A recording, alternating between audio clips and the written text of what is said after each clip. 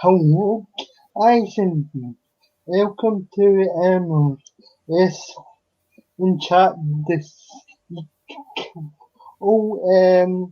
So this is the second yes in I've chat above on the channel, but I'm here with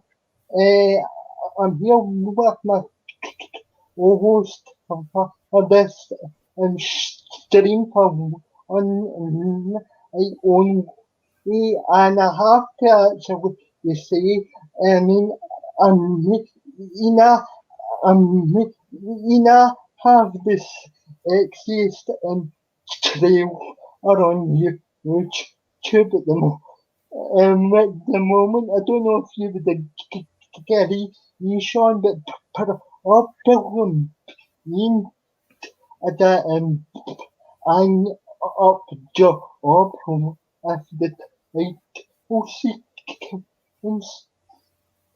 Yeah, it's absolutely brilliant. I bloody love it. Once again, Lee is he's the master of his craft when it comes to these intros. I might have to tap you up at some point, Lee, for us. But no, it's brilliant, absolutely brilliant.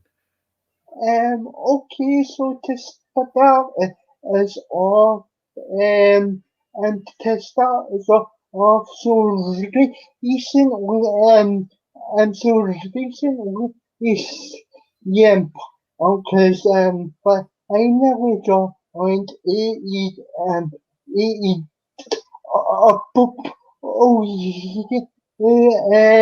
so I just actually like to ask you what are your thoughts on his sort of entry into the company? Well, I mean, I don't think I've ever heard like a pop as loud as the one that CM Punk got. I mean, there was rumors about it, like, oh, is he going to join? Isn't he? And AEW, they didn't confirm it like beforehand. They sort of threw it up in the air a bit, and it was like, oh, is he? Isn't he? But when he did, it was just like, it was awesome, man, because it's like everyone's been clamoring for him to come back to WWE at least. Anyway, like the crowds were chanting him all like he said for like 7 years since he left. But the fact that he joined AEW, a promotion that is okay, it's up and coming, but it seems now to have a genuine feeling of this could be, the next, not WCW, because WCW ended up being a bit towards the end, but like at least. Like finally, Vince McMahon has got to pull his finger out of his ass and go, oh, actually, this could be like a competition for us that I might actually have to start doing some decent storylines with, and getting into gear like the Monday Night Wars back in the day. So I thought it was awesome. I think you could tell in his face as well just how emotional he was about coming back, and the fact that he says, like, the first person he wants to challenge is Darby Allin, which is a massive rub for Darby Allin as well. You know what I mean? So I thought it was awesome. Yeah, I mean, you get it kind of put a smile on my face because obviously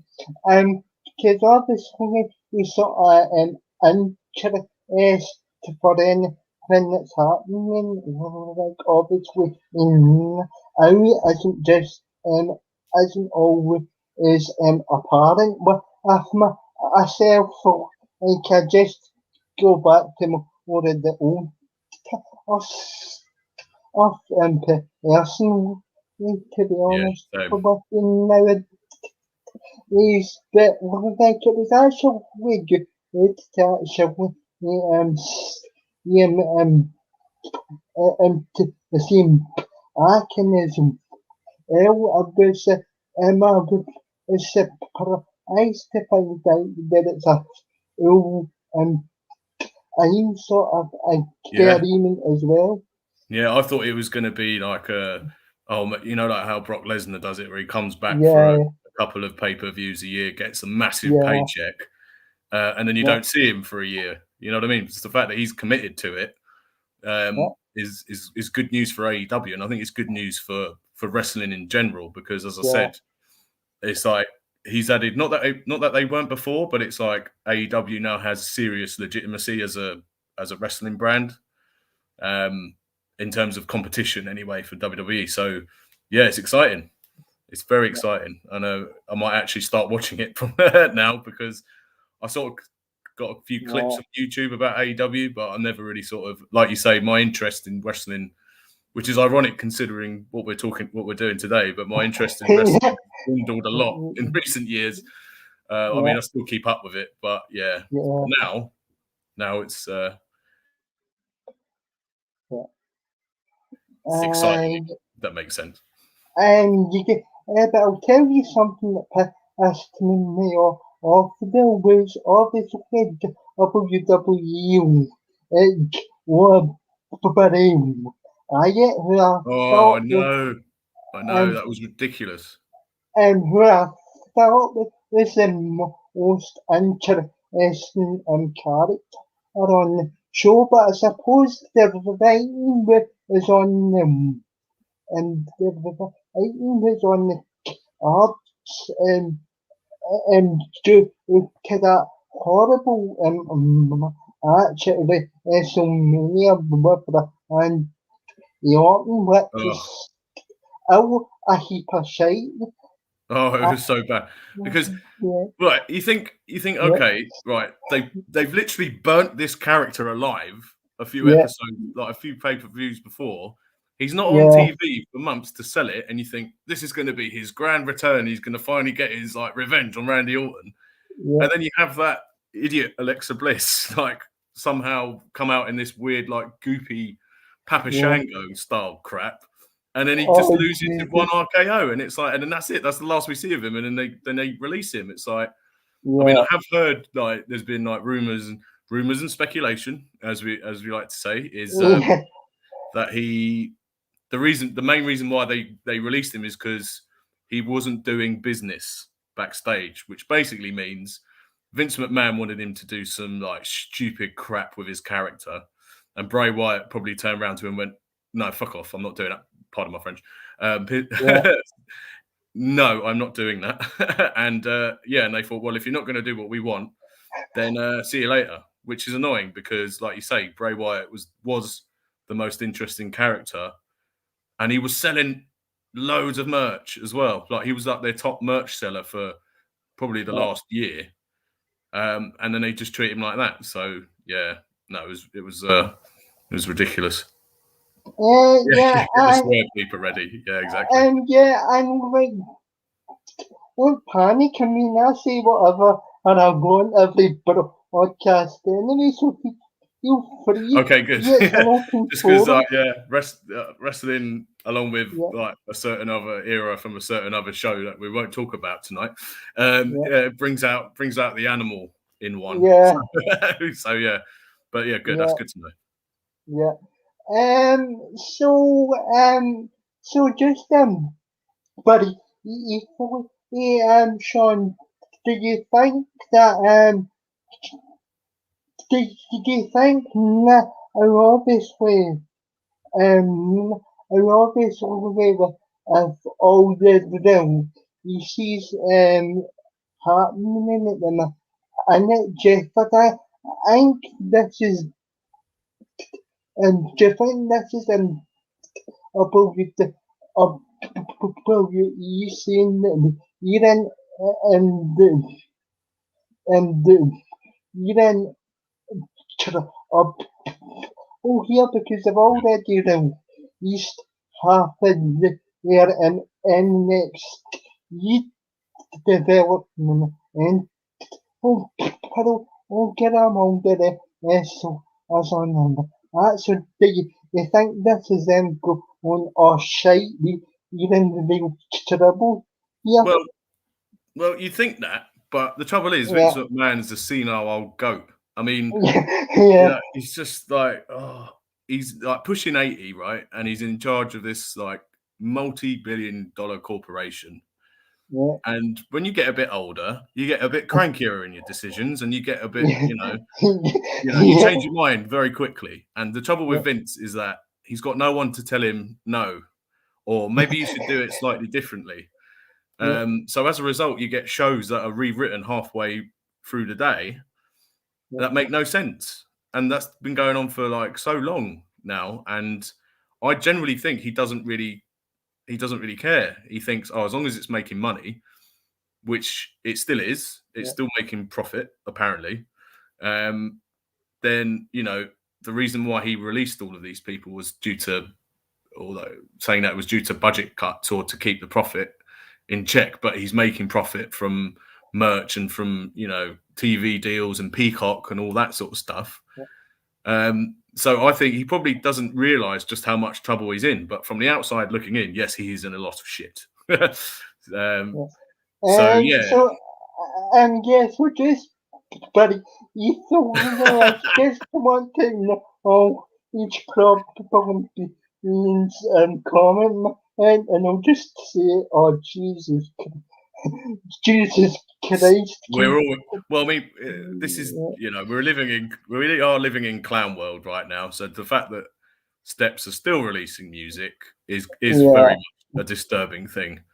Exactly. But also not surprising, really, considering what else is going on in the world. But yeah, to go back to your question, I think especially now Vince needs to just wind it in. Just step down, give it to Triple H and Steph, but he won't. He will not retire from that place until he's literally dead. I know that's a bit morbid, but he's just going to keep going and going and going and going and going, and eventually, somebody's got to give. So, what do you think? Well, I think that they do need to sort of step up their game a bit now, and to be honest with you, although W isn't perfect, but are starting to get a bit are starting to get a bit behind the and I think ultimately it's going to lead to another it's going to lead to another eventually because because only when you get one fit. Yeah, and Tony Khan, the owner of AEW, is, I think, I could be wrong here, but I think he's richer than McMahon. So he's got basically like a bottomless pit of money. So it's like, I think production-wise, AEW probably needs to do a bit better. And, I think from on that side of it, WWE are still the masters when it comes to production and what's the word I'm looking, like presentation and stuff like that. They're still the key.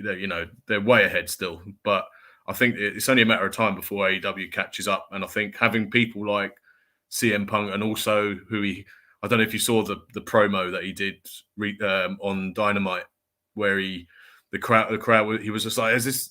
I'm paraphrasing here, but he said, "Oh, CM Punk's still the man," or something. And then the crowd were chanting, "Yes, yes," and then he was like, "That's someone else's stick." But if if you're a bit patient, you might not have to wait too long. Hinting at Daniel Bryan coming in as well.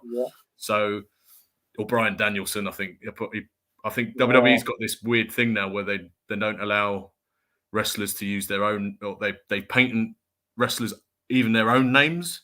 So if they go somewhere else and they use their own name, they can't, but WWE have patented their own name as well, which is just ridiculous. That is stupid. That is stupid. But I think, but Daniel Bryan will be all right because he's actually called Bryan Danielson.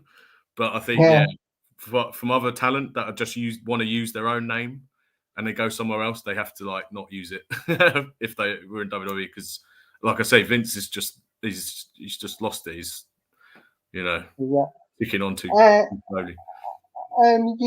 So I guess you probably already seen this part. It's probably you've seen over the past few days. I've been going back to watch some old sort of old school sort of shows to actually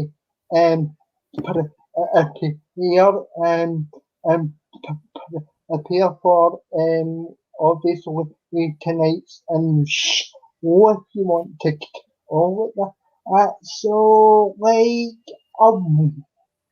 so I want to get your thoughts on the whole Jericho, on the whole Jericho eating Stone Cold and Steve Austin and the Rock on the same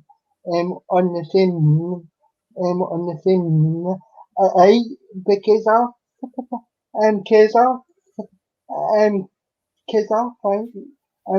think that is a still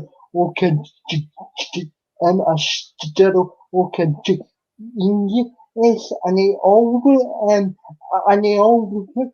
sort of else back to average for Austin to be the champion a bit Stone Cold and the Rock on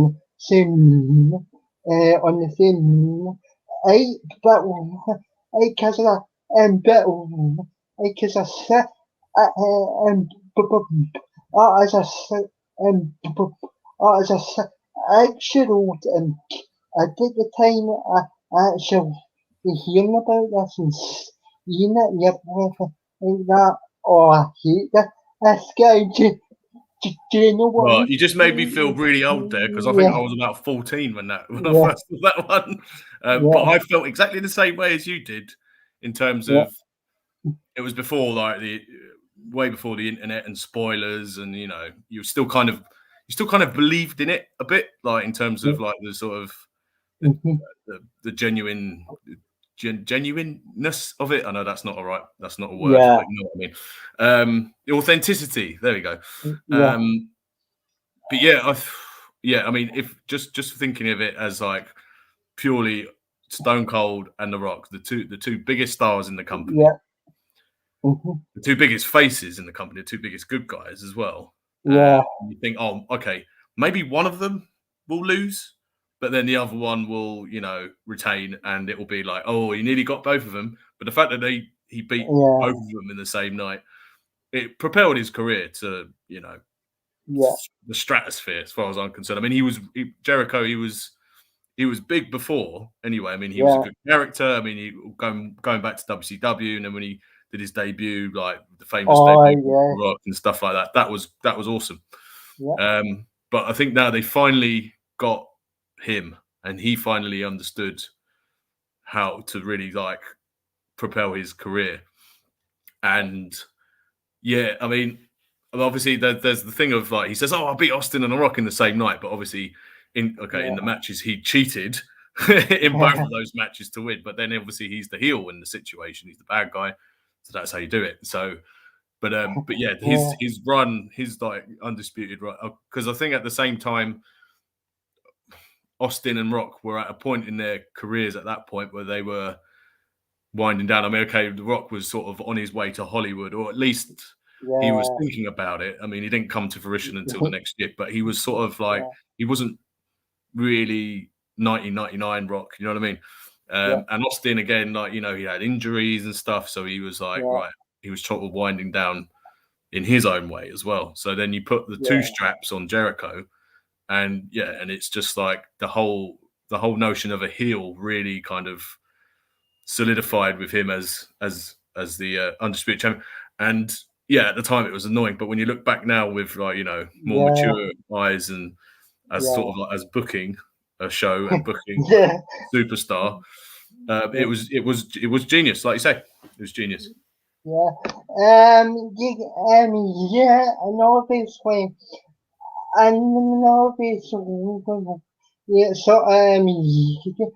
in the phase of the outside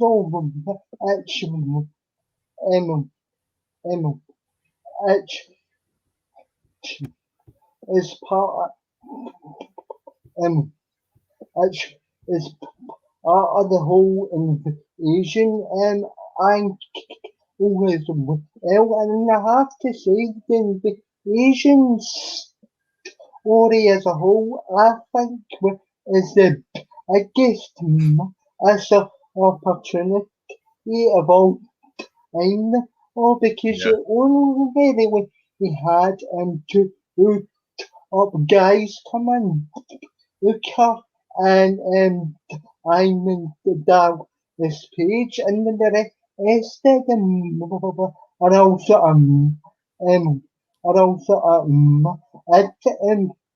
art and eyes and exactly. Well, it's annoying because a year later, all the big guys came into it anyway. So you think, oh, if you just delayed it for a year, then like you obviously the NWO with Hogan, Hall, and Nash, and Goldberg, you know, and it was just because I think it was to do with they were still under contract with Time Warner, weren't Ted Turner? So you couldn't, even though like in storyline WCW was finished, the reality of it was they still had to run their contracts out. So you think, why don't you just wait until then, and then you bring the NWO in and just to wreak havoc on the WWE, and then it gives it that again. It gives it more of an authentic kind of, wow, this really is an invasion. But like you said, apart from Booker T and DDP, they had, you know, it was more like ECW guys that made up the bulk of the, and even their top guys didn't really come into it until later on anyway, you know, like Sandman, Sabu, you know what I mean? So it was a massive missed opportunity. And plus the joke of it is that you had your biggest WWE or WWF star at the time as the lead guy for the invasion angle. You had Stone Cold Steve Austin being the main guy for WCW and ECW, and it was like, so in the end, it would just came down to Stone Cold versus The Rock. So it's like, how was that like the invasion angle? Like it was just ridiculous. And there's again the also he had it was executed horribly, but one of the things I found out a couple of years ago is that WWF at the time to be actually correct like asshole podcast as I and asshole podcast as I so WWF they're considering giving on the night or to the WCW's and David have Shane McMahon obviously be the sort of authority figure for WCW and then you would have SmackDown and us that would become the WWF. So yeah, but all of that I got the wash put on it because of the of I can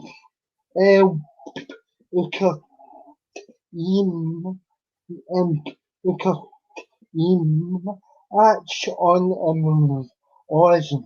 And I have to tell you that actually is absolutely shit. And I mean, it has my favourite. And I mean, it has my favourite. It has my favourite performer of all time in the match as well. But he's your top guy right now, isn't he? Yeah. Yeah. No, I remember that because didn't they do like at the very beginning of the when the invasion angle properly started. They did actually they did it so Monday night. It was like Monday night Nitro. So they did it as an episode of Raw, and then like a couple of weeks later, they just getting rid of that. But that would have been interesting anyway. It would have added more realism to it. But it was just it was a total missed opportunity. And like I say, if they'd have just waited another year, they could have done it perfectly, And then, for Christ's sake, and then you have you finally get Sting 15 years later or whatever it was. And it's so you ended up having all the WCW guys back anyway, and all the top guys back anyway. You just, you just sort of, you blew your load too soon.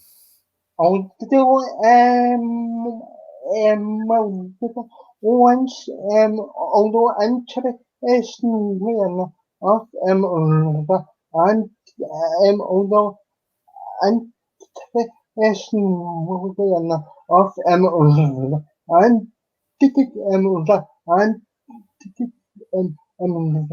and the Savage never came back.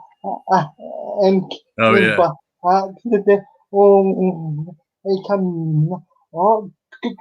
to and to the sort of series as to but I'll stand with them. Something to do with the boss's daughter at the time. Yeah. There was that thing with him and Stephanie McMahon, wasn't there? And that was the thing that was like, he's never coming back. It was again. That was another shame. Big Daddy and Giant Haystacks. Yeah, now we're talking proper British wrestling. Interestingly enough, Giant Haystacks had an appearance in WCW Uncensored in 96. Oh, really? Oh, brilliant. Under the name of it was part of the nice. I think it was part of the original right. For this week, Evans 11 and so would was Eric also had a brief sort of appearance and I'll have to check that out later. I'll go on my YouTube. I'm sure it's on YouTube somewhere. I haven't got the network at the moment, so I've been doing a lot of just watching stuff that's been on YouTube and all that sort of stuff. But some stuff just sticks in the mind for a long time anyway, doesn't it? Yeah. So just move on to it's you wanted to talk about your favourite sort of songs and of summer songs basically.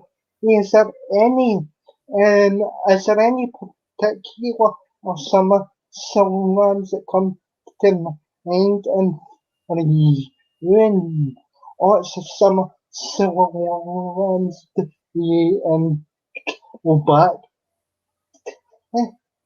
So actually, this is what I was about to tell you before we went live. So I actually just finished watching British Bulldog and Bret Hart at SummerSlam '92, and it's just like, you just they just don't do it like that anymore. Like, it was just like 25 minutes of just pure wrestling, and there was a few. It was a bit slow as they were back then. Now it's all about your flips and your kicks and stuff like that. But yeah, just being in Wembley Stadium and with Davey Boy Smith having the home field advantage, and then you've got the drama about the families, like between the Hart family and the Smith family, and they're going to get on or not, and what's going to happen. So it told a really good story. So yeah, that, and obviously you've got Shawn Michaels and Razor Ramon. So that was another great match. And then the next one I would say has another two in it. Is I'd say 2002 SummerSlam with Brock versus Rock, and obviously you had the Triple H, Shawn Michaels. I think it was was it no disqualification or something like that. There's no holds no holds barred. That's it. It's basically one of WWE's names for the same thing. So it's like you've got no holds barred, no disqualification, street fight, which all basically just means you can hit people with toys, like big chairs and stuff.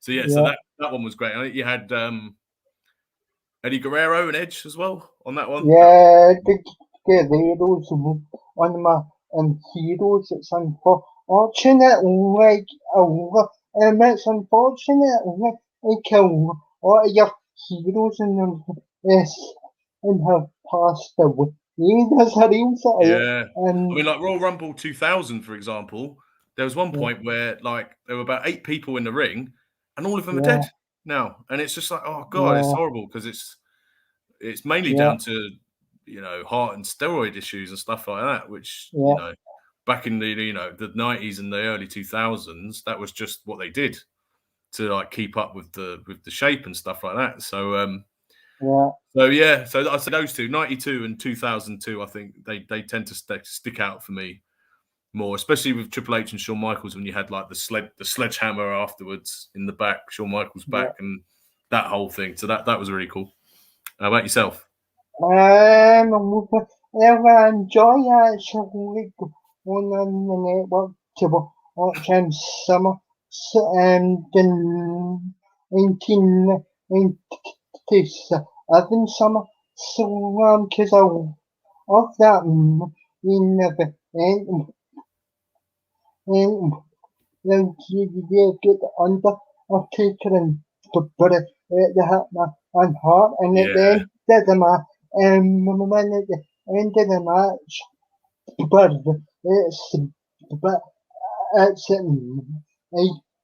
also he get up the chair, and you know what happens next.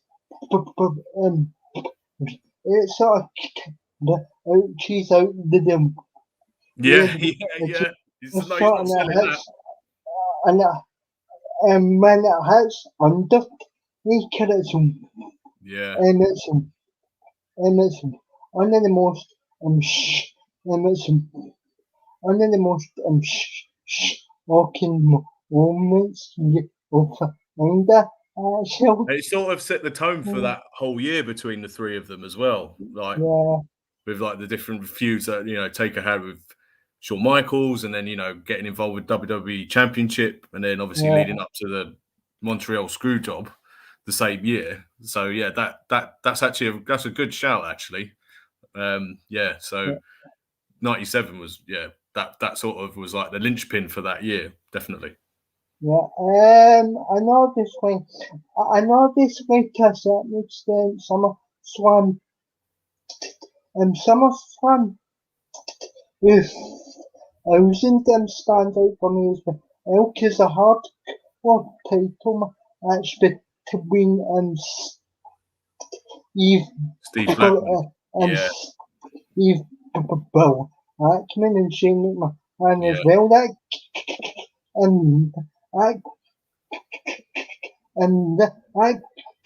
and stitch off the top of the Titan. Tron Yeah. Shane's just a nut job, isn't he? But also you had was it Undertaker and Kane again? And that's when he was, and then he like ripped Kane's mask off as well. Yeah, mask off. So you actually like, you know, he was unmasked years before he was actually unmasked. But yeah, that was pretty good. Yeah, that's a good one. What did you think of the recent one? Like, did you watch it? The one last week? I've not actually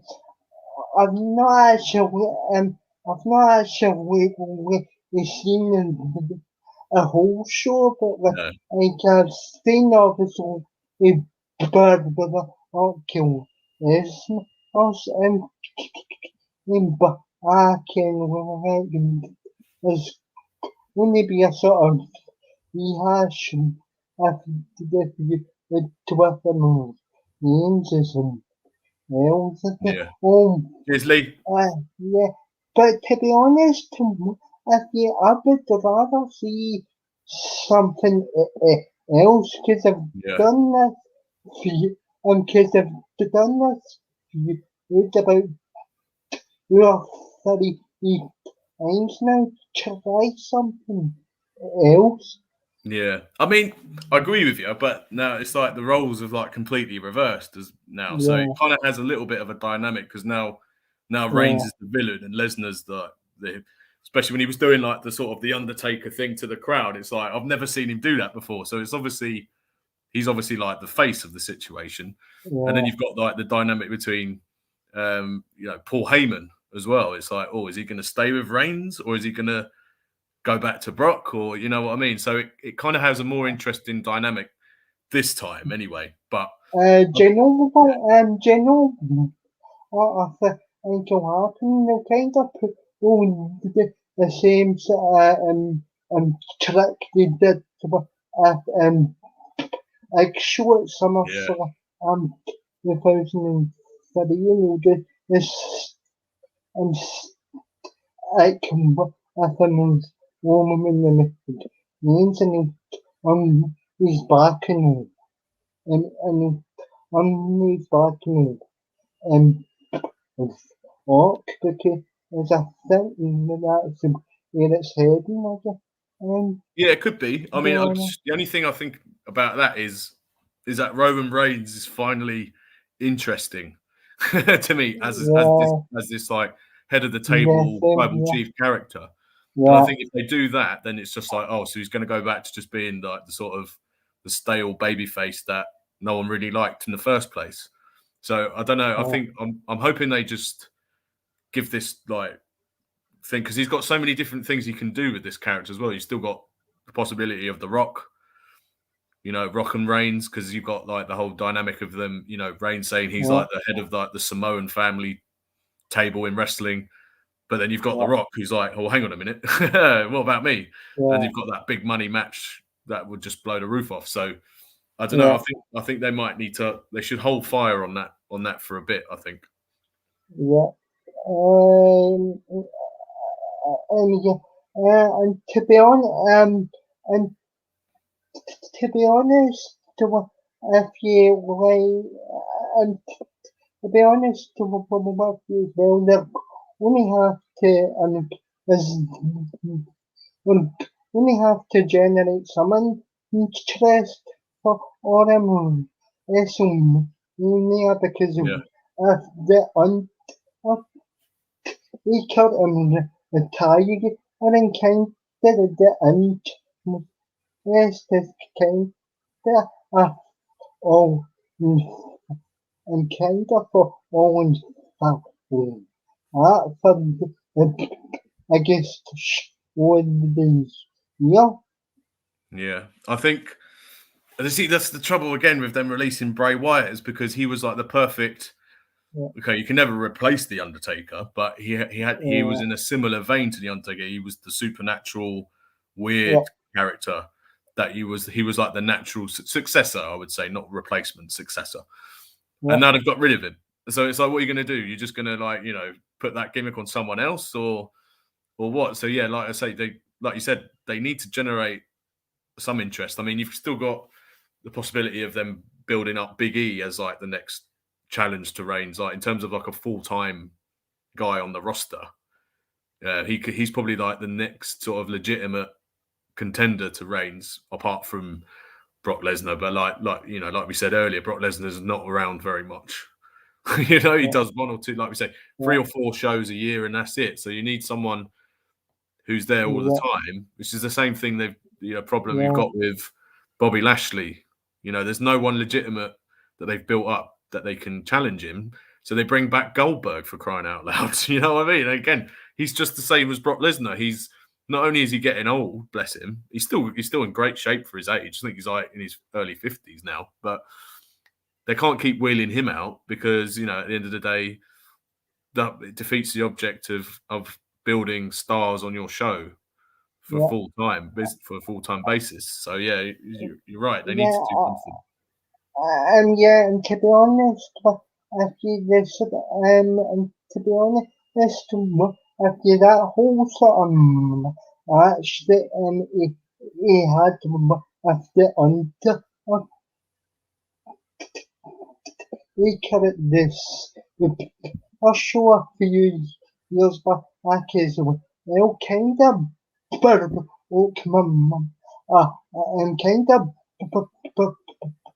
broke my heart because I really enjoyed the see both both eyes and to be honest, and seeing that actually it made me emotional because all the watches and yeah, it was a tough watch, and even when you watch back to like the Undertaker documentary, last ride, and you could tell he was just like, no, I'm not going out like that. You know, that was like you could see he was visibly pissed off with that match. So you know that was tough. But I mean, luckily he got his sort of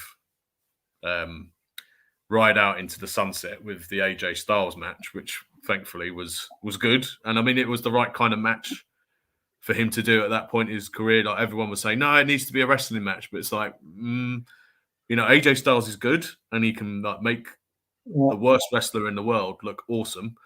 Not saying Undertaker's bad or anything, but just his physical limitations have shown in the last few years. So I think that kind of was cinematic style match where like, you know, there's fire and, you know, it's like in the boneyard and stuff like that. It worked really well. And I thought, oh, maybe he'll carry on for another couple of years and do matches like that. But, you know, at the end of the day, he decided to, you know, hang his hat up then, which I think was probably for the best. And today actually we have Jeremy Borash that is an impact on what is well for that sort of whole cinematic stuff, and he has had some pretty strong sort of cinematic stuff hard. He's and it was when at the whole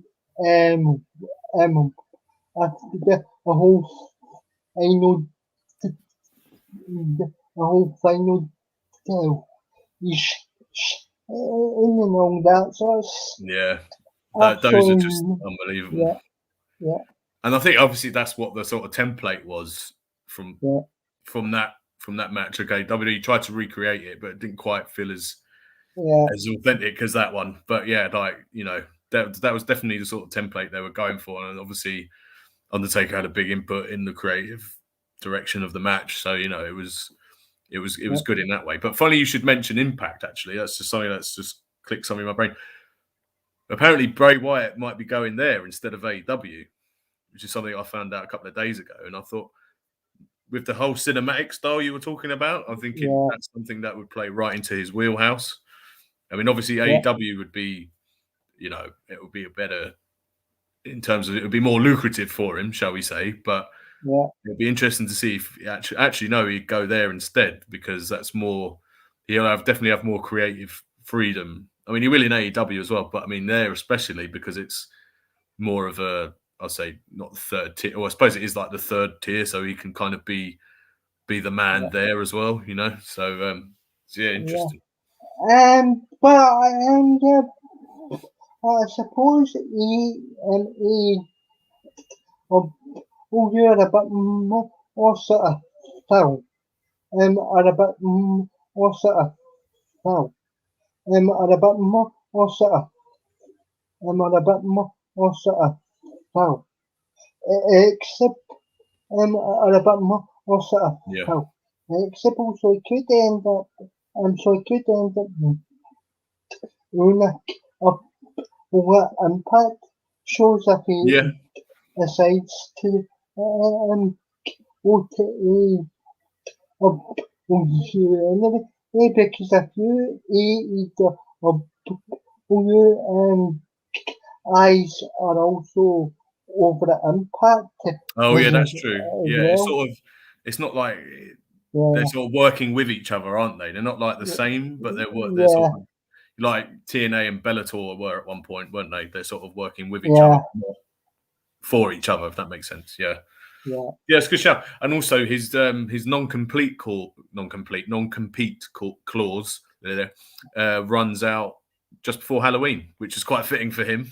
So I think it's like the 29th, so he could come back, do whatever sort of horror style character he wanted. I don't know if you saw the tweet he put out, like just after he was released, and it's got like a picture of like a new mask that he's already working on, and it's like a sort of, like Japanese horror style thing. And I think, oh, okay, so he was already thinking of the next thing. That's why WWE is stupid for getting rid of him, because he was just so creative. But then I suppose that's what they tend to do. They don't like, to have people that are more creative than they are, do they? So it's a shame. I mean, like, to be honest, you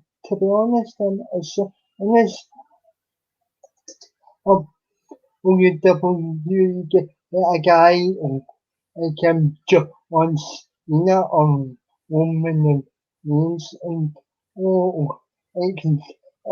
and try and show off them and I'm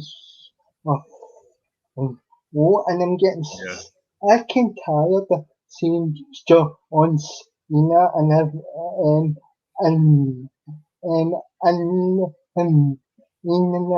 events now, because there's not really been that much John Cena to actually achieve anyway.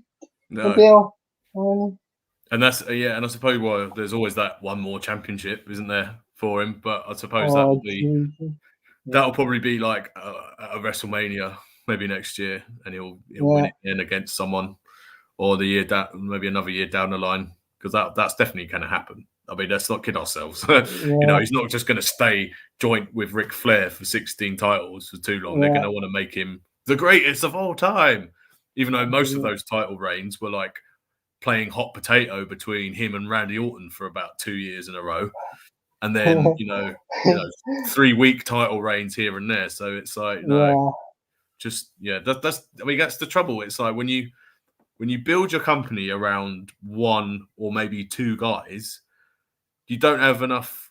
Oh, I'm going to use this word here. This is a shocking word here, but I'm going to use it anyway. You don't have enough diversity, but not in the way that you think. It's more. You don't have enough. You don't have enough other people to really sort of build your company around. That's why, like, in 97 to like 2000, you had like 4 or 5 what you would consider, top guys.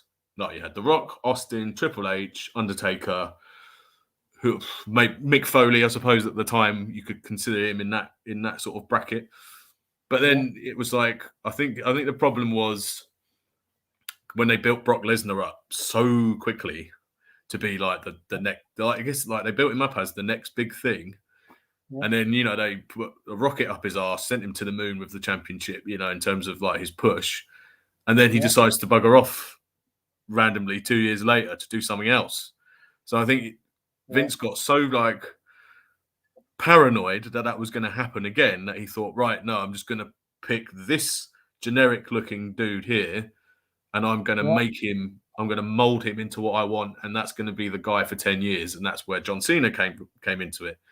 And I think that really had a detrimental effect going forward because then it's like, oh, so, he's supposed to be like this great overcomer of the obstacle, but then he becomes the obstacle himself because no one can beat him. So it's, that's where the big problem is. And Steve's was after WrestleMania.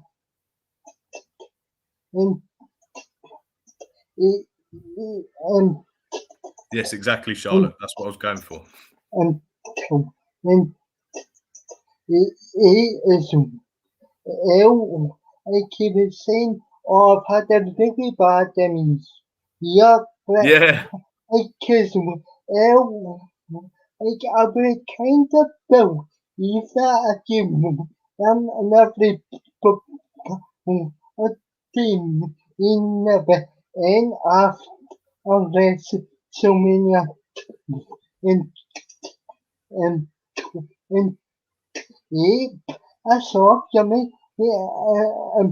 I saw you're making some serious. And you're still in the main event scene. Okay, just because now you're not winning every match because that's how you're booked. And I think they missed the trick with that again because you think because I rewatched that promo, funnily enough, like the other night because it just came on your on YouTube. You have like your recommended list. It was like okay, so I watched that and he was like, I have to beat you, Rock. I have to because it's the worst year ever. Blah blah blah.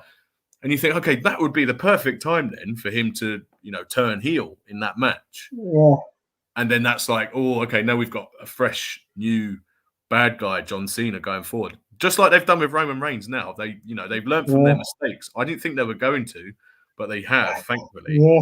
And they've changed him up. And that's what was quite funny when Roman Reigns was like, oh, it's missionary John all over again. It's the same old crap. Yeah. It's like, exactly. And they had the perfect opportunity to do it, well, several times, but especially in that second match with The Rock, because there was this whole thing of, oh, is he going to, maybe, do something naughty to win the match? And then, then that would have been more believable. But no, he just won it. The same character he always has been. But to be honest, I was actually going to end up. I thought it was going to end up making a change its I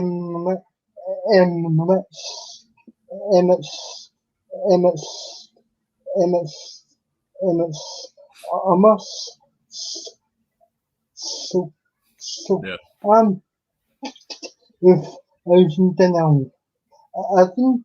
Yeah, was that the next? No, that was Punk, wasn't it? Yeah. Yeah, because I remember it was champion versus champion, and I thought, right, if you get the perfect opportunity to turn heel here, but you never turn heel. And their whole reason behind that was like, oh, he sells too much merchandise as a good guy, so we can't turn him bad because then no one will. Their idea was the kids won't buy his merch anymore, and it's like, no, that's crap. Because if you just make him an interesting character, they're still going to buy his merchandise. Hulk Hogan still sold merchandise, and he was a top heel in the WCW exactly. for years. And it was the whole. And again, another thing was, he's done like so many. And fair play to him. That it's a good thing that he did all the Make-A-Wish things for the kids and all that stuff. And they're like, oh no, if we turn him bad, then who are we gonna get to be our like main Make-A-Wish like foundation spokesman, I suppose? And it's like, well, yeah, you just pick someone else and you build them up to be the next, great good guy, or 2 or 3 other people. And that's it. But they just, I don't know. Vince just dug his heels in with Cena, and was just like, nope, he's got to be like the new Hogan, except never turn heel. And it's just, and then you've got people in recent years who are like, but just because now he's finally actually, putting people over, they're like, oh, Cena's actually quite good now. He's all right. And it's like, no, but you're forgetting all the damage he's already done in the last 10 years. Yeah. And now he's like a part-timer going to Hollywood. He's like, yeah, I don't care anymore. I'm not the main man. I'm not the one. I'm not in it for myself anymore. I've got better opportunities, which was ironic considering the amount of shit he gave The Rock for going to Hollywood. And now he's done it himself. And he's like, nothing to see here. You know what I mean? No pun intended.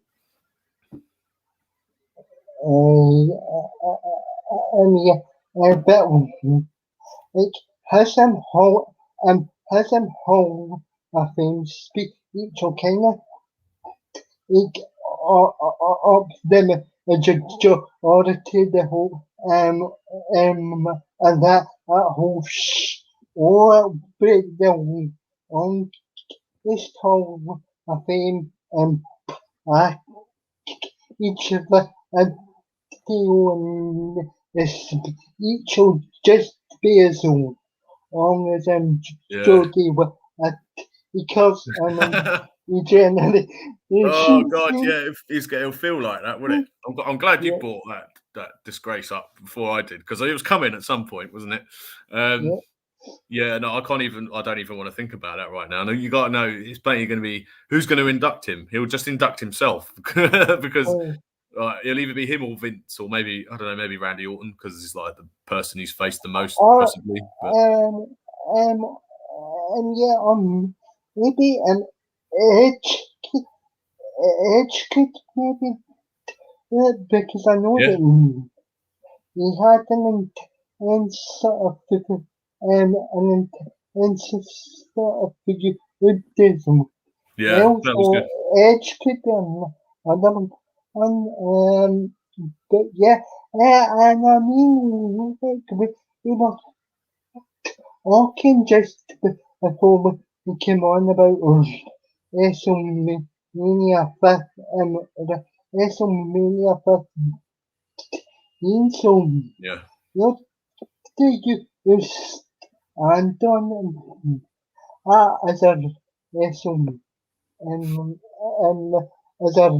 WrestleMania? It was all right. It wasn't great. I think it's very overrated. I mean, you've got obviously the main event with Rock and Stone Cold. That was great. And the Undertaker and Kane, like the first match where it takes Undertaker like 3 tombstones to finally put him down, and then even after that, he still kind of gets up. So I think that was good. Other than that, it just doesn't really. I think Undertaker in was in the WrestleMania before because I think Undertaker came with WrestleMania. Oh, it was 14. Yes, it was 14. You are correct. Yeah. And but then I can't really remember anything other than the Rock and Stone Cold from that year. It was. No, you're right. Because then there was Unforgiven. And you had Undertaker fighting. Oh God, that was Big Boss Man, wasn't it? That was in the Hell in the Cell. Yeah. Oh God, it's even worse now. Then where he hangs him from the roof. Yeah. Oh, that was 99, wasn't it? Yeah. Then it was even it was even worse then than I remember it being. In my opinion. Fucking Shane McMahon is all. Yeah, that was pretty. That was all right. Yeah. But largely forgettable. Other than that, I mean, it's just it was a lot of mid card and like light heavyweight stuff, and I don't really. It's definitely one I don't clearly, as you can tell from my silly mistake there, is clearly one I don't go back to very often. But but the main event was good. The main event was good. And I even sat for a bash at the beach and with 1,000 ml on. And that is an absolute horrible show from top to bottom. Yeah. The only thing I remember that is the whole Hogan Jarrett thing where he stands. He's like, there was some sort of like controversy about that, wasn't there? Because Hogan wanted to take the title away and then come back and then face Booker T for it, but Vince Russo was like, no, he's not doing that. So they kind of did like a sort of not Montreal Screwjob thing, but it was like a work shoot that turned into a sort of a shoot, and Hogan was pissed off, and it was just a calamity of errors, really, that one, wasn't it? And Hulk Hogan actually is would have answered Russo for the Roman and for the that he had because he came out with it, didn't he? So it was great fun. And so it was great fun. For me, he's a character or something. Yeah, that was at the height of like Hogan's not giving a shit and just like total like backstage politics gone completely out of the window. Yeah. So not a fan of that one myself either. Yeah, because it's a shame, because obviously, you see, I've had obviously a few with sort of so I was in it, but but I kept there's a whole each and sort of all attacks that basically and eating the company, and you've got the and you've got the and you get the major as people and the term accent and the Tony Harvard on the network anymore, and like as you could kinda if you you can take the room factors and the balance starts his highest sort of the big room. A girls came for the moment. Yes. Also the basically shot themselves in Yeah, and I mean, and that's why you had Hogan on that promo saying, "This is the kind of bullshit that's gonna take this company under." He just didn't care anymore because they'd already by that point, especially when you had guys like Kevin Nash and Scott Hall who were literally just like running the show backstage and would just do like nothing for the other guys, especially like with Nash ending like Goldberg's streak and all that sort of stuff, because it was like, well, it's got to end sometime, you know what I mean? So I mean, I just hope. I mean, it's not got to that stage yet with WWE, not quite, but it could always happen if they keep going down the route they're doing of just not really, treating the fans with any kind of intelligence whatsoever. And I think that's the problem.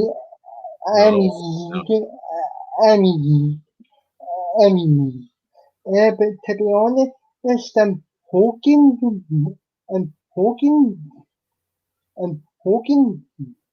was on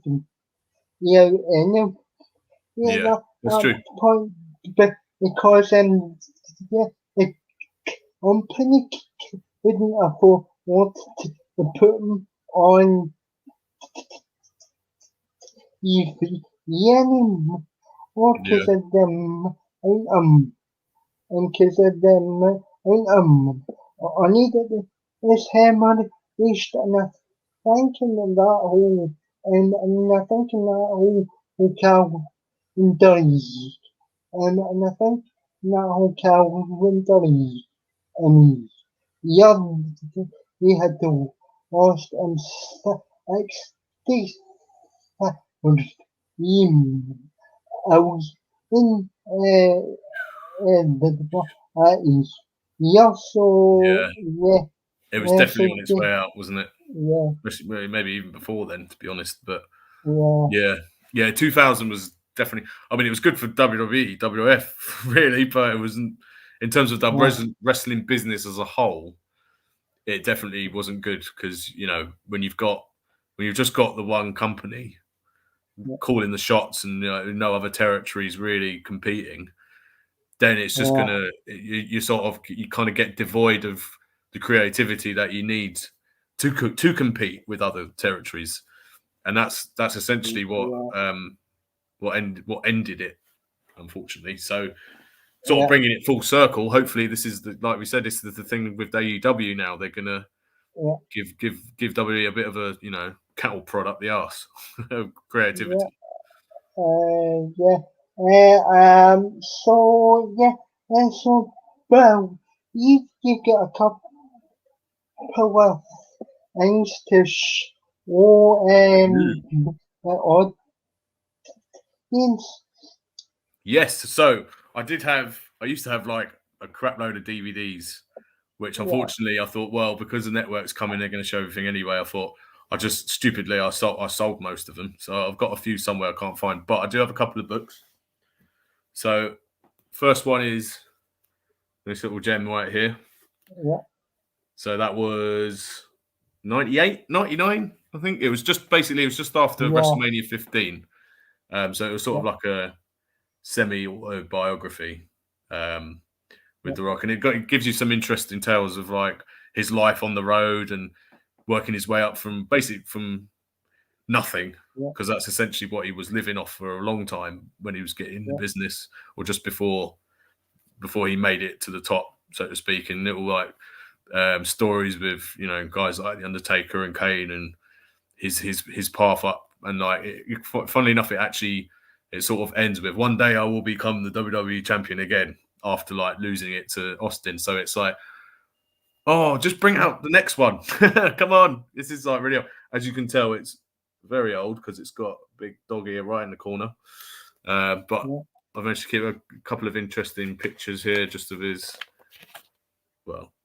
family and stuff like that. I don't know if you can see that. So yeah, it's definitely a good read. I'll recommend it. I mean, I wanted to get Mick Foley's books, but there's so many of them now. I don't know where to start from. And then there's this bad boy right here. So this one was it was just after his controversial taking his ball and going home moment where he left. It was 2002, wasn't it? Because he was supposed to job out to Brock Lesnar, and he was like, "Fuck that."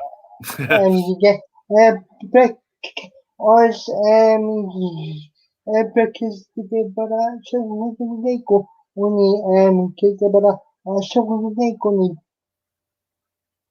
with the home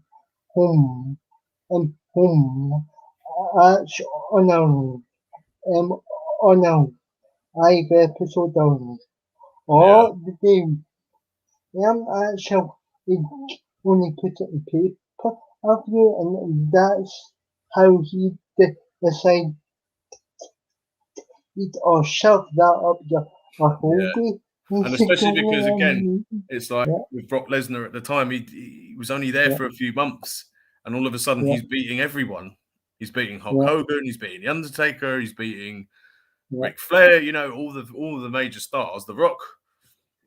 And Austin was just like, no, that's one top guy too far. But yeah, this is great because it was just after it was just after he came back like the following year and had the feud with Eric Bischoff and stuff like that. So it was his way of coming back into it. But yeah, it's good. Yeah, this is the hardback, and it's got like a foreword by JR.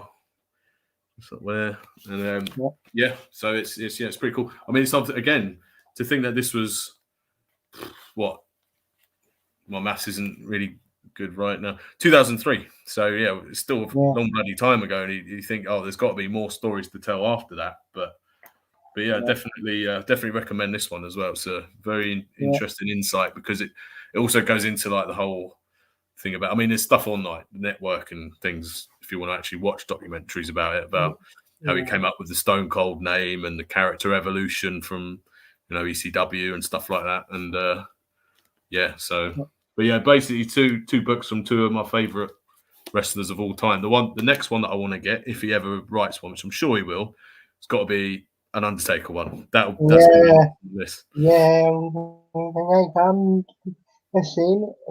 And I think, and I think you'll have, eventually, because because you kind of on underpaid, eventually, so I think I'll actually.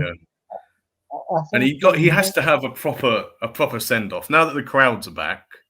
Because that thing at Summer Survivor Series, there was no crowd, and the thing with like the hologram of Paul Bearer was a nice touch, but with a character as legendary as the Undertaker to retire in front of no one in the audience, just a travesty as far as I'm concerned. So you never know. Maybe he will actually turn up for WrestleMania again this year, but it will be like a proper goodbye, so he can actually get the send off he deserves. But here's my opinion. Because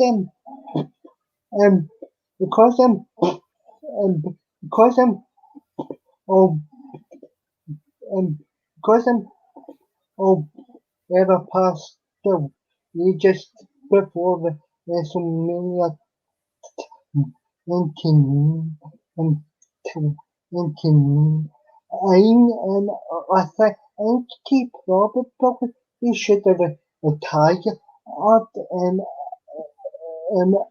that WrestleMania as a sort of tribute to Paul Bearer as well. I think that would have been and I think also at that time, CM Punk probably could have done with that rub of breaking the streak more than Brock Lesnar, because Brock Lesnar didn't need it.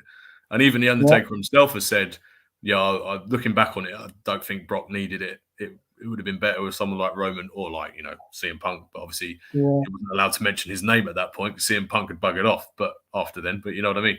But I still think the perfect time, and I know there's the whole tradition of when you go out on your back, so you lose your last match usually. I think it would have been perfect if they'd have like spun that and he would have gone out the WrestleMania before in the end of an era match, the Hell in the Cell with Triple H, because that final moment, that moment of the three of them at the top of the ramp hugging, it's like that would have been perfect. Then you can't get any better than that, as far as I'm concerned, and that would have been great for all three of them. But money talks, doesn't it? They all came back again like 5 years later.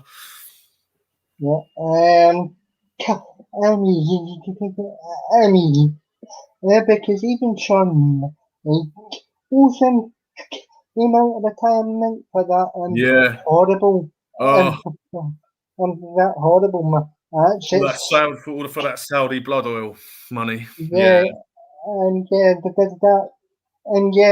that whole match is odd to me for the whole.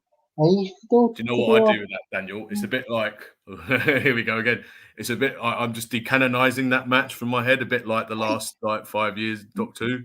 Just like no, it didn't happen. As far as I'm concerned, the last match Shawn Michaels had was WrestleMania 26 gets the Undertaker, and the last Triple H is always coming back, isn't he? So I'd say the end of an era match for me. That's when, because after then, even like Undertaker's matches, that was the start that was the last great match I think he had. Like the CM Punk match was good, but it wasn't as good as the others. But yeah, so I'd like to say that match was just terrible. Yeah. Absolutely disgraceful. Yeah, and to be honest with you as well, say for a company that prides itself on being very patriotic and stuff like that, you shouldn't be going to a country that owns all your journalists. Yeah, exactly. That was it. And they just don't care. Yeah. Yeah, it's just again, it's the Saudi, it's the blood oil money, isn't it? And apparently they're going back there again because now the crowds are back. They reckon that's when they're going to have fucking Brock Lesnar and Roman Reigns. That'll be when because I don't think they're going to do it for like a standard American pay-per-view. They're going to have that at whatever they call the great whatever it's called. I can't even remember the name of the pay-per-views in Saudi Arabia now. It's just whatever it is. Yeah, the crown jewel. That's it, isn't it? Yeah. The main jewel. Yeah, that's so I reckon. So it's just like, again, it's Vince McMahon, isn't it? He's got to that point now where he's just like, he doesn't give a shit as long as he's still making the money. He doesn't care. It's a shame. Well, not for him, but for everyone else. Because the Saudi Arabia shows are just house shows basically. Exactly. But are just being shown in the net.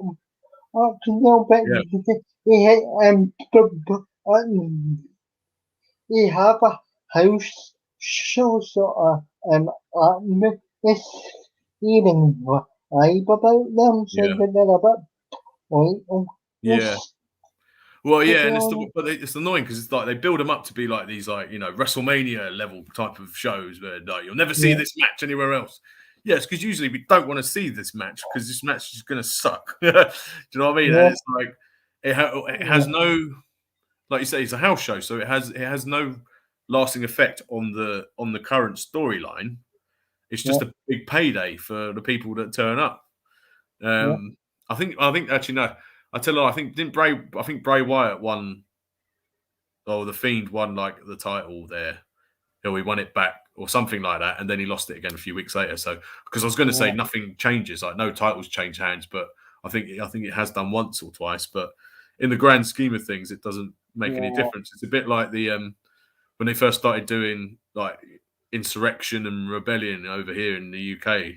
Oh Jesus! On a Sunday, and they were awful. And it was just like, what is the point?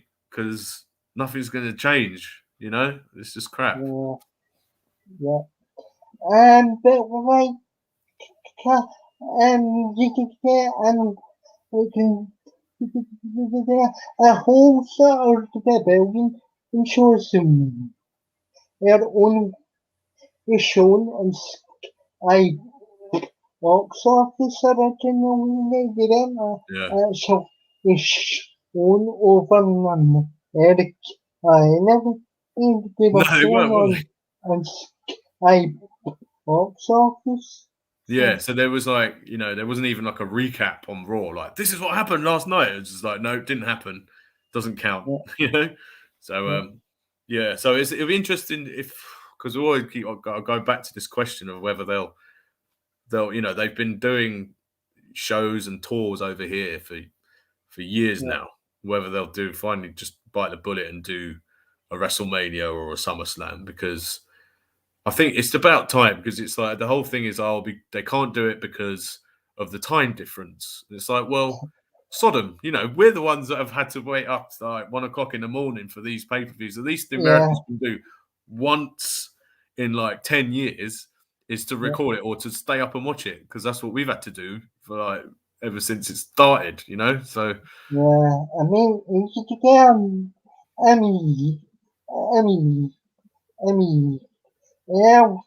I kind of get you if it's a chance to have a pay-per-view and to be honest with you, I would even try and make effort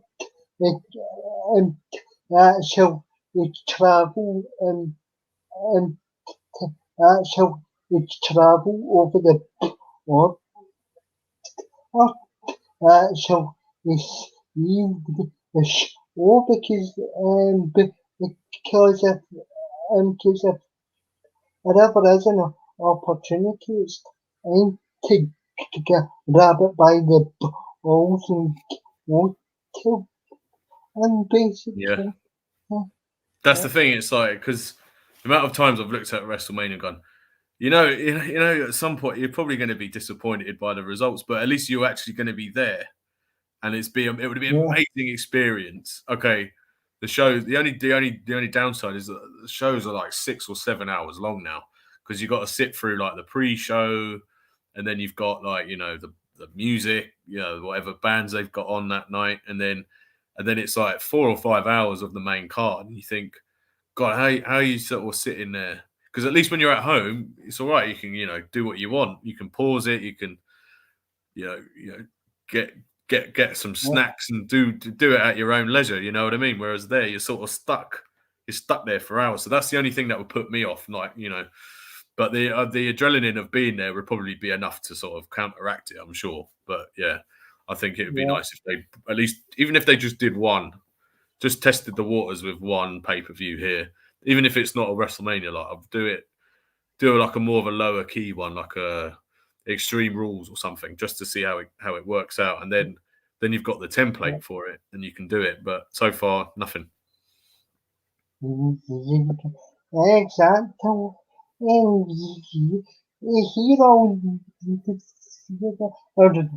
so was that show to say on the fans are the best in them. I wrote so Exactly. I doesn't and sort of I get on it and just that so they say right but yes never or also that so they see comes off it. Yeah. And it's not like going to be much of a loss to him if the American audience has to watch it at a slightly different time than they're used to. You know what I mean? It's like it's not that I wouldn't have thought it would be that big a deal to do it, especially in this day and age. I know they go on about spoilers, but spoilers are just everywhere anyway. Even before like weeks before the shows happen, it's like, right, this guy is planned to go over this guy and this guy, so really what's going to happen anyway. It's more about the being there, because I can attest to when I've been to like the Raws and the SmackDowns that I've been to here. It's just you might not have even watched it for months, but as soon as you're there, it's like, yeah, this is great. This is such a good atmosphere. It's like a party festival kind of atmosphere when you go, which I don't think they quite have the same kind of reaction in America, because they're so used to it, aren't they? So it's just like a go to them, isn't it? Because there's a few that Impact shows up up here at the high digital, but they're kind of they're kind of stopped and the sort of you shows up here, but anyway, and the out are just up here and the high digital are relatively in any reason. Yeah, I'd like to go. I'd like to go there. So they could easily, sort of, show it the high digital or something. In fact, maybe we should plan that one day, Daniel, because I've been meaning to pop up to your way for quite a bit. So maybe when they do a show there, we'll see if we can sort something out, because that'll be great.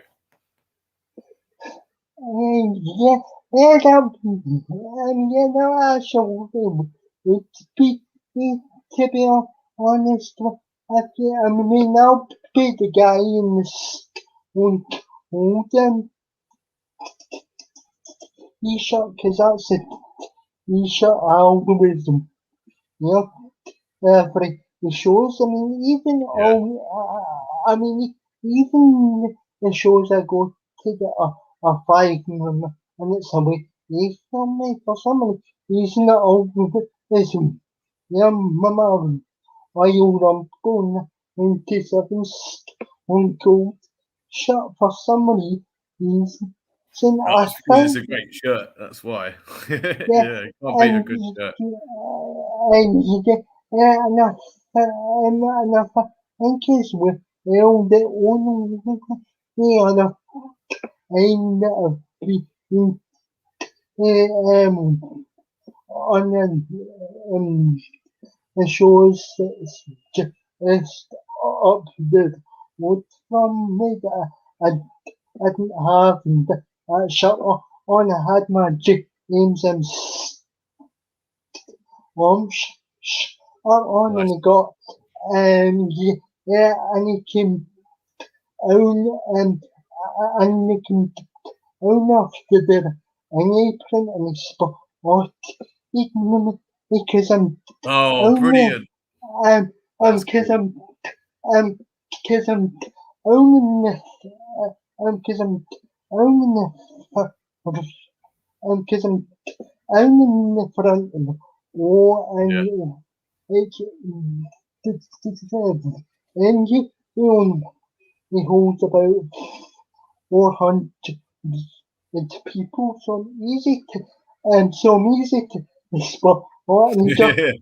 Well, that's what Charlotte's just said. You won't miss our Daniel, Sean. No, I have no doubts. I have no and doubts he about just that whatsoever. and he jumps down, and I won't actually and when I actually use a accent, but he's like he but I don't um answer answer a picture, and I'm like, all right. Yeah. Yes, please. Yeah, No, that's yeah, quality. yeah, like, like he just came out of the van, yeah, and never even had to ask. Amazing. I Well, quite never right even too. had Right, right. to That's ask. brilliant. The closest I've got to, I tucked Mickey James back once at a show, because I was my mates were right at the front. And you know how Yeah, they do, you need to, oh yeah, tap this. So as she was walking past, we all just did a little tap. She was like, yeah. yeah, So yeah, that's as close as I've got to yeah. physical contact with a wrestler. I've had, And she's lovely as well. So it was quite nice. yeah, I've actually been to Whitehall. Oh, you know, momentum a fiore su os a me i a me i who passed and who's Yeah. now passed away. Unfortunately, and Night, Charlotte. think and I think is and I think is well I'll have that I'll have that a deal on my phone because I had Oh, really? Oh, brilliant. Yeah, just try and send it over to us when you find it. That'll be cool to watch. I because I want my pal to kind of eat me on my phone sort of to take me the sort of to take me the sort of us I rather the Yeah. show because it was a real show, and the only reason why I never the only reason why I never ate I ate the second hour is like basically till my family, want to come and pick me up because I Uh, don't because he had about 18% charge in my Oh in my no. Yeah. It's like, phone, so don't I dial me just before I have to leave. Yeah. so I just had so I just had to think, like, hey, I've killed the moment everybody and everybody wants to actually see, because I've Yeah. got the most important moment, because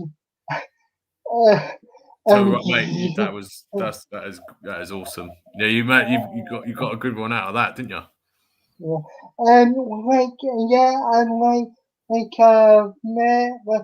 I've met a couple of independent wrestlers as well, because I go to and because I do go to shows that are not too far away from it, although Yeah. because I live in this whole situation, I've not Yeah. been to him on, or like, I can't even remember when last show actually um last show was it Excuse me. Yeah, no, it's hard to make. I think the last wrestling show I went to, it was a SmackDown at the O2, and it was, I'm trying to think. I think Batista was like doing his like second Evolution run. You know, it was weird when he was not when he came back most recently when he fought Triple H, but the time before then where he had like this weird beard going on. When he was Bautista, it was then. So it was like yeah, well, that must have been about 5-6 years ago now.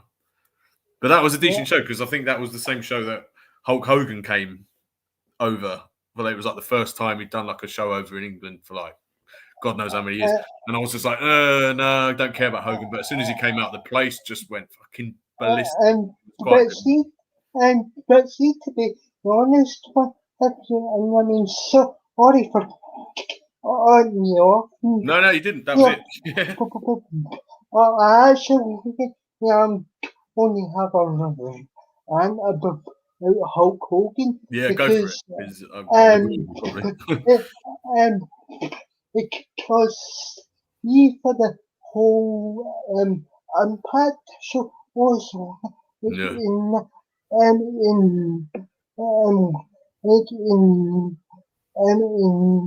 in in ever came up with all and also Oh, really? Oh, that's a and yeah, so as a out Osman and as a out yes, so and Hogan, what the hell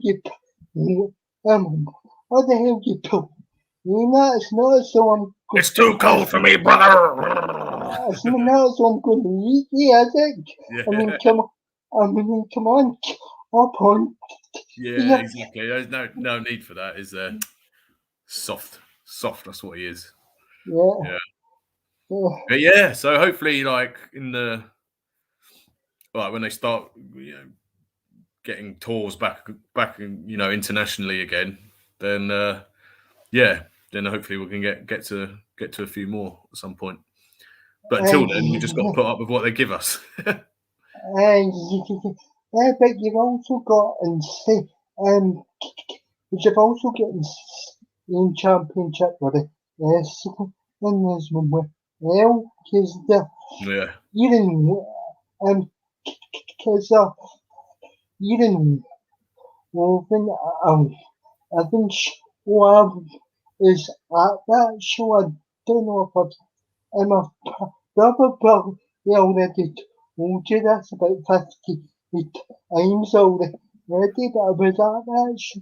I don't. Probably, but tell me again because like I said, my Um, memory is not what it used to be. um, um, um, I was at that show because they Nice. had F Eric um when there's this special Oh yeah, slap nuts. Yeah. for James and Oh yeah. No, I'm thinking. Yeah, I do remember now. Yeah. And that show is on the net, and is on the net, is on the Okay. net. But this, I think that's what pisses me off about them. The show's edit is because they had to uh, get rid of those things because Saggy and Aggie that's Madonna and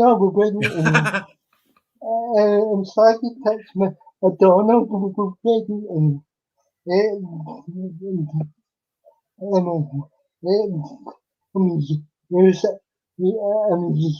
also Oh there's god. so there's a big giant jump cut and it just Oh weird. and it just and it's and it skips and God you do and things can go. Yeah, Just and takes you're the edge like, off that, doesn't it? and and you're like, but that's the whole point of a Scottish wrestling show is getting to was in Yeah, them. exactly. They're sort of missing the point there, aren't they?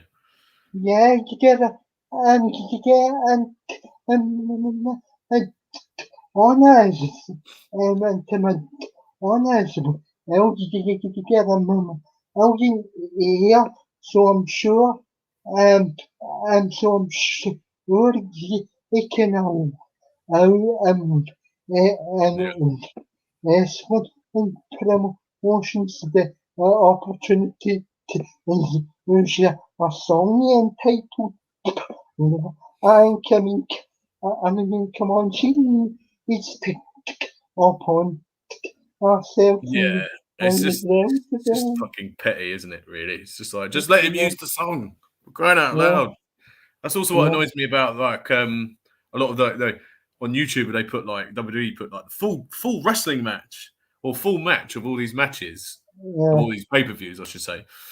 But they yeah, completely cut out the entrances. It's like, well, that's a yeah, big part of the experience, like to yeah, have the entrances. So when you watch it, it's like, oh, they're already in the ring, and it's like, yeah, oh, it's just just takes away the atmosphere of it for me slightly. yeah. Um, um, yeah, yeah, it's a shame because I remember I remember going to that show. Oh, met a high still, and I remember on the high still, it was us, it was passing and basically as usual because God issue.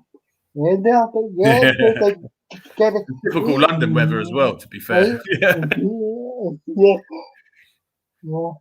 yeah, man. Mhm.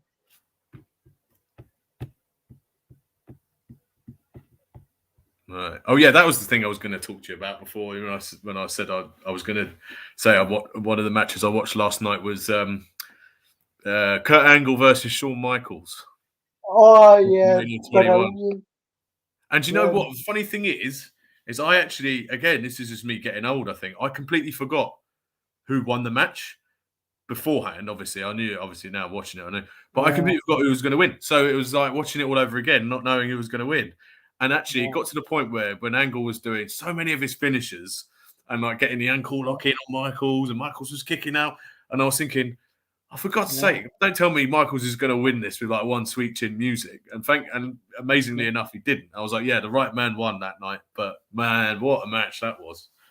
yeah. From start to finish, it was just the story was unbelievable that they told in that Yeah, match. because he had the standout classic matches in my actual Guerrero at the WrestleMania, and he's another victim on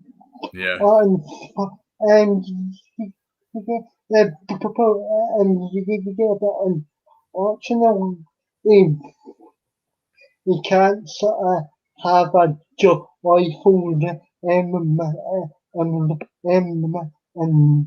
that's about that soldier to us. Oh yeah, the Invisible Man. Yeah. That's always going to be a touchy one, that, isn't it? Yeah. I mean, great wrestler. Just sad about, unfortunately, what happened afterwards. But yeah, I feel less said about that, the better. I think, because I've got my thoughts on that about like how they should, I think people like sort of refer to him as like one of the greatest, and I think, well, yeah, it was one of the greatest, but you sort of tarnish your legacy when you end up being a fucking murdering psychopath. But and they say it's to do with the headshots and stuff like that, but I'm like, oh, I don't know. I think it's open for debate. But hang on,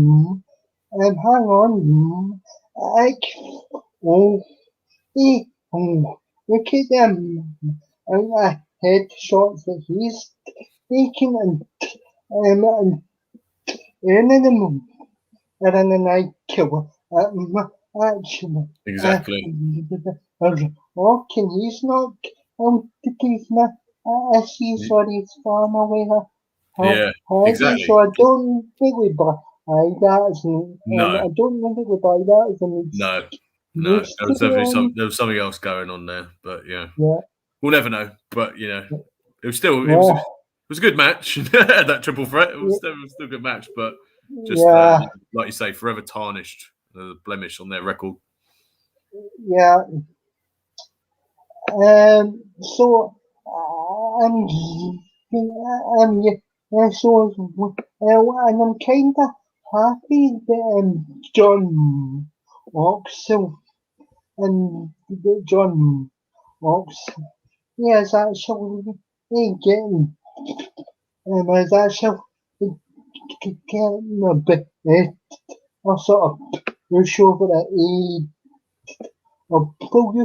because when they wrestled under the name what's your thing? This guy has actually got some personality, and he should be a lot more in the company when he's still when he's still wrestled for WWE.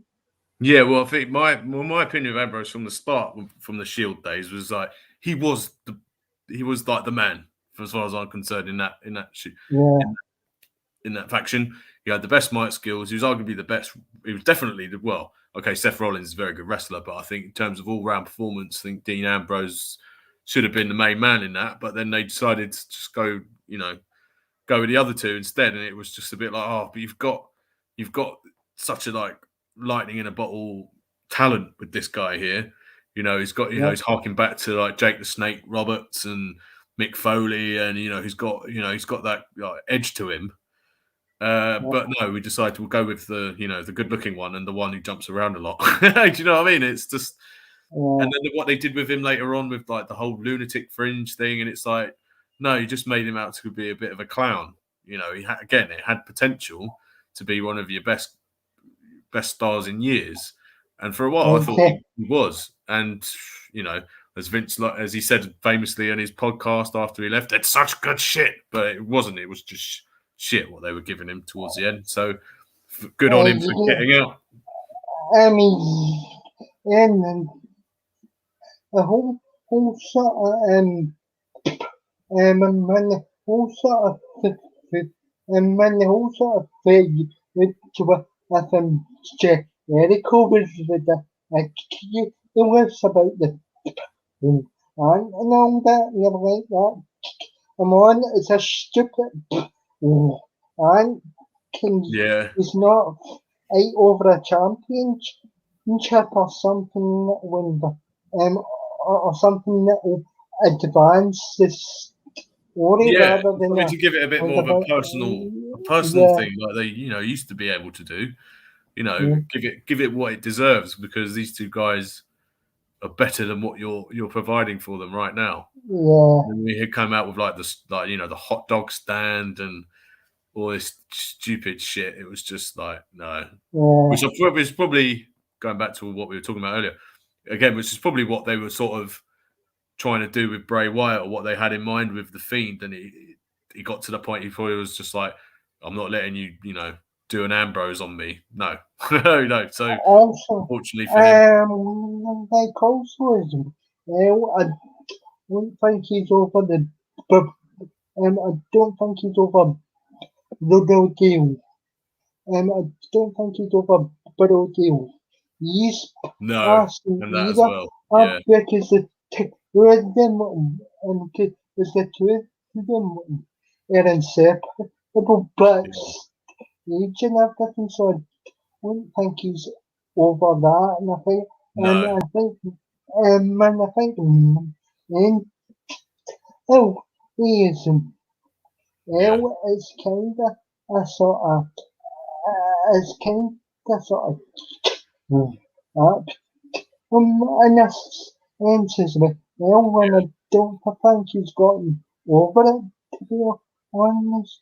no, and I think maybe that's why they gave him, or he had as much time off as he did originally, Yeah, to sort of, just try and deal with it. But you know what I mean, try and cope with that yeah, for a while. And I think maybe it was just unfortunate the timing just didn't work out for him in the end with Bray, yeah, in terms of like dealing with that, as well as dealing with everything backstage, as well as like everything else that was going on at the time. So it was, yeah, but it was just like, come on, you've had people in that company for years that literally do yeah. diddly fucking squat, and yet you give him the one. He's the one that you release when you still got, you still got the Miz, for Christ's sake.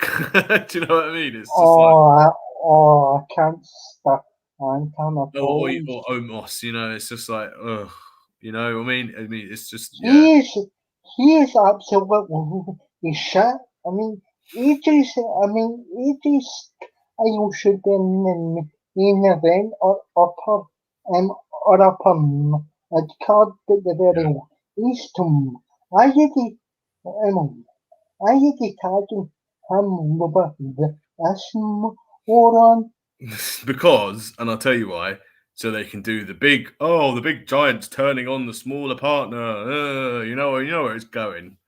You know where Yeah, it's going. He's going to end up being like a big mob. They're going to push him on his own while AJ Styles yeah, just festers in the mid card, and it's like, I can get why you had a perfect, again, another ridiculous release, which, okay, apparently was to do with big money contracts, but getting rid of Braun Strowman, a giant yeah, that actually could move, and he actually grew into himself in terms of his performance, and he was over and he was popular.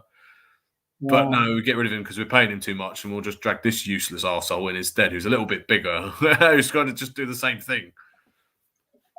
So just to find that there was any sort of so do you think that there's any sort of and any this was a company that are over and apart and apart from women games? Uh, Biggie, I think Yeah, Biggie's got over quite organically, and I yeah, think people are actually clamoring for him to go it alone. I know that the New Day's like very popular and blah blah. Personally, I think they overstayed their welcome a long time ago. But yeah, I think Big E is definitely the star of that trio right now. And I think, again, yeah, if they're going to push someone to legitimately challenge Reigns as, like, as a full time competitor, then he's the nearest one. I mean, yeah, I can't really. No one else really jumps at me. Maybe Ricochet. He's pretty over, isn't he? But again, they yeah, keep messing around with him. Um, Drew McIntyre. As Arrow did never Orton. Yeah, because they were starting to push Cesaro finally because he beat Seth Rollins, didn't he? Was it WrestleMania just gone? Yeah. And then I don't know. Has he got injured or something? Because I haven't really heard or seen much of him because obviously now Edge and Rollins are in the middle of their feud right now. So I don't know what's gone on with Cesaro, but he looked like he was being built up to be Reigns again. He's another legitimate contender for Reigns if they push him in the right way. Yeah. But again, I don't know if they've just gone off the boil with him. I mean, Finn Balor, he's always over, and again, he's a bit stop-start, isn't he? But he's another one that maybe not legitimate for Reigns, but with the whole I'm also Jerry and the office over and I kind of pains me to say because the office is obviously is a range us and so that that's true. So that pains ourselves each season to I can hold I can imagine. But yeah, with Drew, it's like this is the guy that, and not many people get to have this rub. This is the guy that you put over Brock Lesnar, clean. Yeah. And then you just like push him to some stupid shit with Jinder Mahal halfway through the year. It's like, what the fuck's going on there? It's just I don't know. Again, I think it's just Vince and his short-term attention span. Unless your name is Roman Reigns or Brock Lesnar. How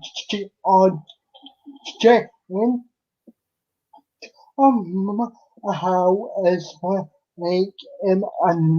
under us as I can others I was that absolutely hope I'm absolutely hope although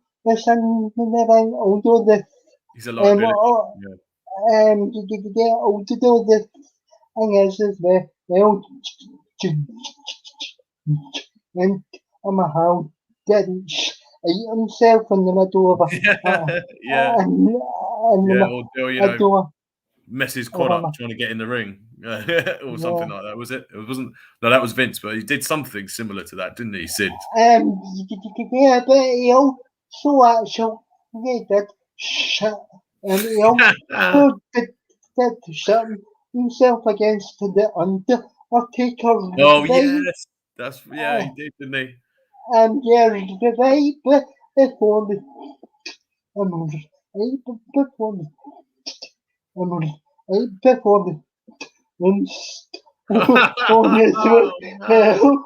of all the moves that he had to do as well, where he has to have his arse in his face.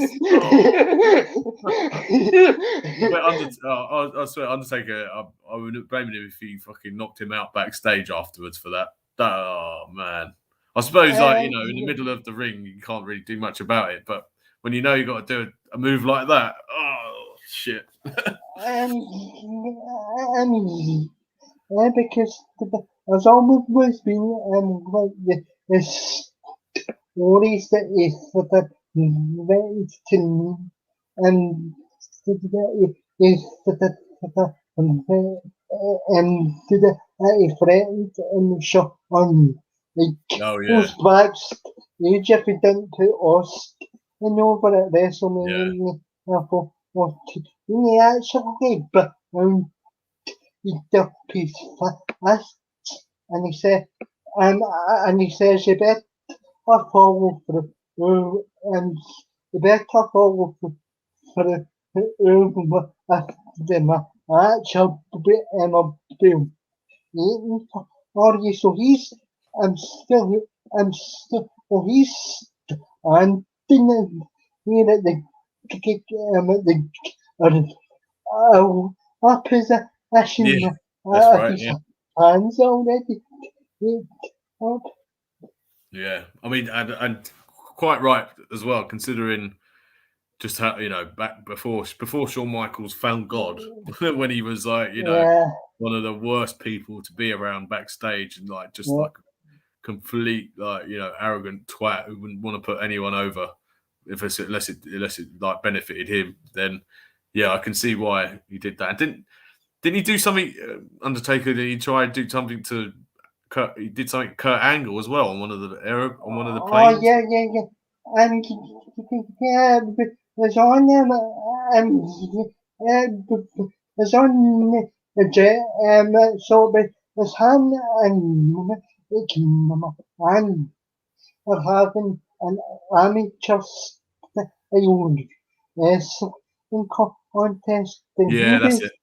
And when he was kind of unconscious of a sleeper, something that he had kind of already been walking by the rest of the night from That's hell. right. And he thought it was a real fight, didn't he? Yeah. And he thought it was a real fight. So there he is, actually choking the hell out of an angle where there's man sitting in there laughing. Yeah, that's it. Yeah. Because Vince was like a proper piss take of him backstage, wasn't he? He just didn't give a shit. Yeah. Well, that's the legend of this man right here. Yeah, I mean, also as well, you had also as well, you had and you had and you had perfect and whole what is well due to Iran. It's from the inner eight from hell as well, because it was just after the reaction paper of you we're all pissed because there was a bar on the basically, and you had and you had them and you had them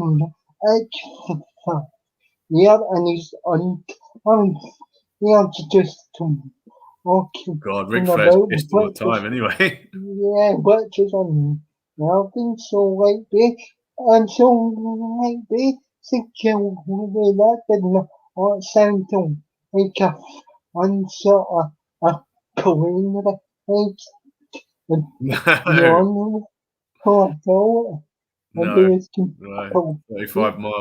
35,000 miles of hell. Yeah. Good stuff, man. Good stuff. So just way before I went you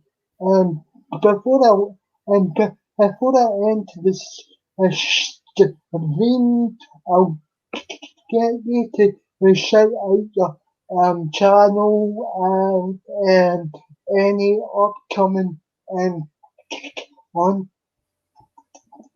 and it's up on the channel. So have you got anything in the pipeline?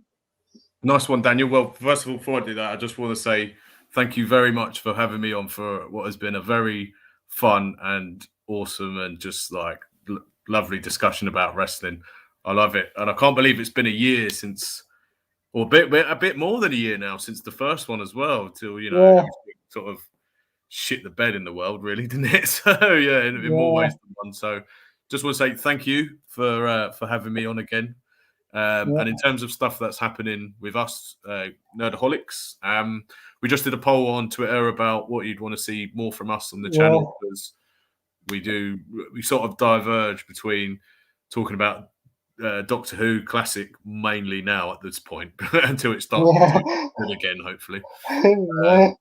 Gaming and then reacting to terrible films, the sort of so bad that they're good ones. And the classic Doctor Who reviews won out, so that will be on the agenda next time. But I'm sure we'll do some of the other stuff as well. And you can find me on Twitter at nerdaholics1.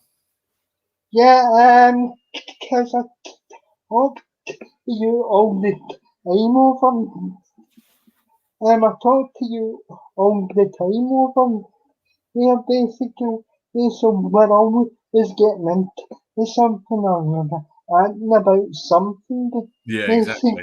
So hopefully it won't be as long until the next one we do. We'll hopefully shorten it to like another weeks or something. And obviously, when my channel, myself and Charles are continuing for in just Emily Excellent stuff as well. Yeah, keep so, on doing it. That's brilliant. And so we are almost finished season this season, so we've got the finale we've got the finale to review for these as well, but it all depends if I'm in the right sort of headspace. Of course, yeah, I know what you mean. I'm sure you will be. Queen Charlotte will give you a kick up the bum anyway. What a legend that she is too.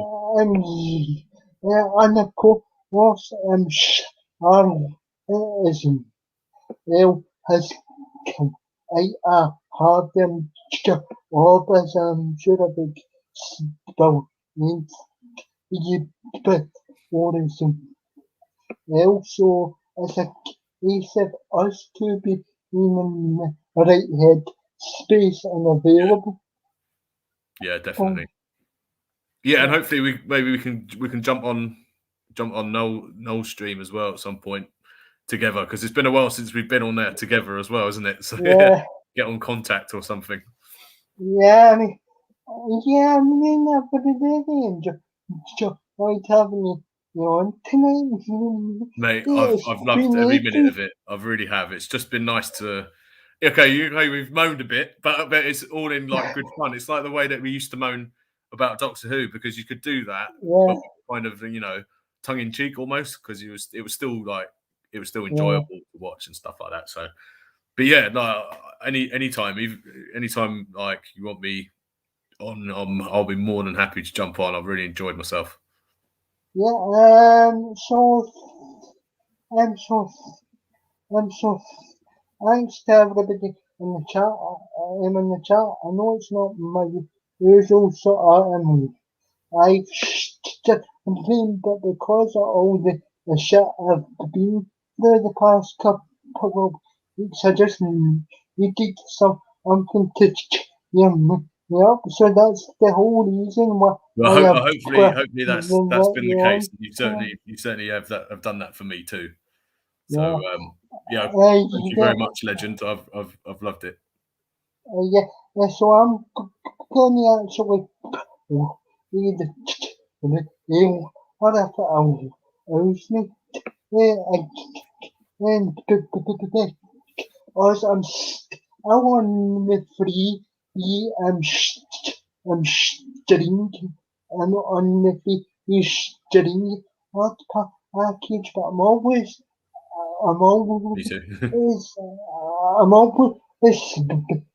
depending on the picture like my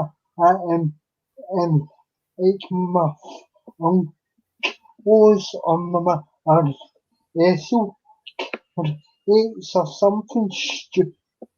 There's nothing stupid about them, mate. They're cool. Yeah, right. So we'll catch you after, guys, and again, Sean, thanks for having me on. Here's the trailer. Pleasure.